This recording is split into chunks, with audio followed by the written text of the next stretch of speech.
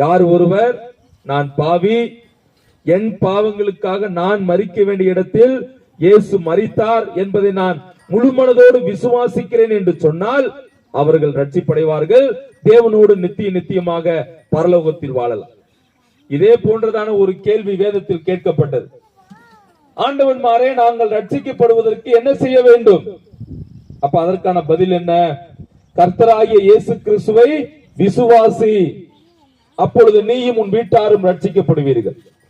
ஆம் பிரியமானவர்களே, யார் இந்த ஆண்டவராகிய இயேசு கிறிஸ்துவினுடைய சிலுவையை நோக்கி பார்க்கிறார்களோ, அவர் எனக்காக மரித்தார் என்று முழு மனதோடு விசுவாசிக்கிறார்களோ, அவர்களே அந்த இடத்திற்கு தகுதியானவர்கள்.